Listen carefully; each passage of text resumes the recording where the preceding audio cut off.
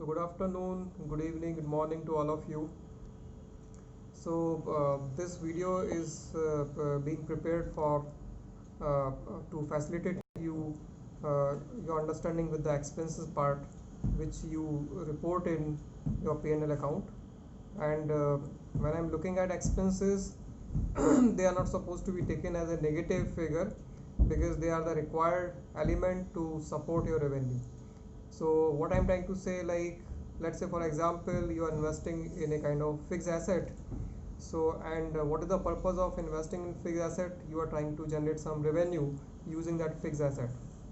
So when you try to generate some revenue, it will not directly impact. So this investment in fixed asset will not directly impact, or not only impact in your revenue, but it will also bring some certain expenses.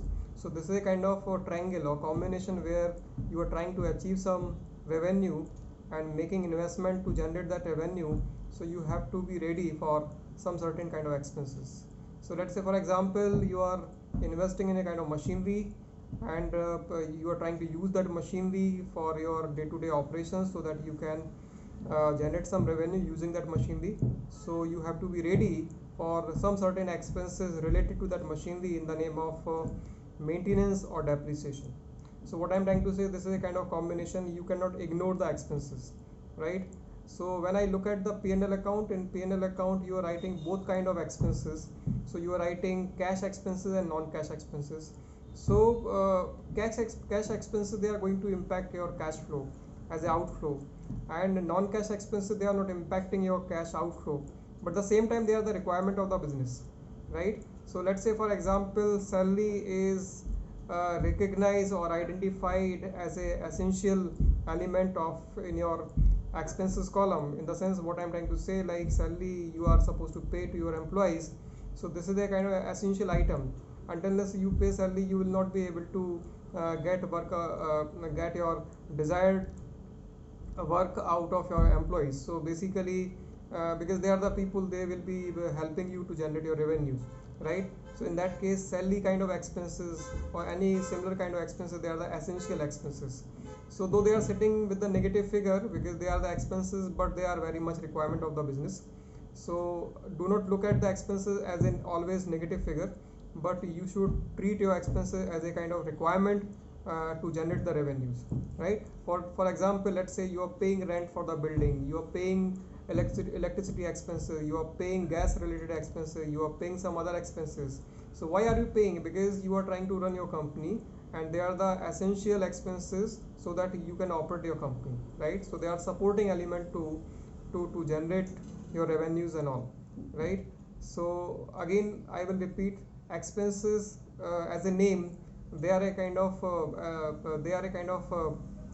component which is going to sit within your P&L account as a negative figure, but again you are not supposed to look them as a negative figure because they are the essential item, right? Again, if you look at the revenue part, all revenues, they cannot be in terms of cash. So what I'm trying to say, there may be some certain kind of sales, they are actually done by the company, but you are waiting for your money, right? So, or let's say you have done some sales, 50% money you have realized and 50% is supposed to be realized, right? Now that money which you are identifying as a sale, or the component or amount you are identifying as a sale, let's say sale is 100 rupee, out of which 50% you have realized, 50% is supposed to be realized. So in that case, what you are going to do, your question is coming, should I consider revenue as a 50 rupee, or I should consider revenue as 100 rupee, right? So if you look at this this transaction, you will see, or you will identify that 50% plus 50% equals to 100% is your total revenue, right? Out of which 50 is realized and 50% is supposed to be realized. So what I'm trying to say, when you are looking at the revenue component, revenue will be able to see both kind of issues. Number one, the cash which is coming through your revenue, or a kind of variety of the revenue which has generated some component of the cash, or there could be a kind of another variety of the revenue where cash is not generated yet, right? So again, repeating again, there could be a kind of variety of the revenue where that variety of the revenue is saying cash is not generated yet, but they are the part of the revenue, right? So sometime some amount which is likely to be received, they are supposed to be considered as revenue of the firm.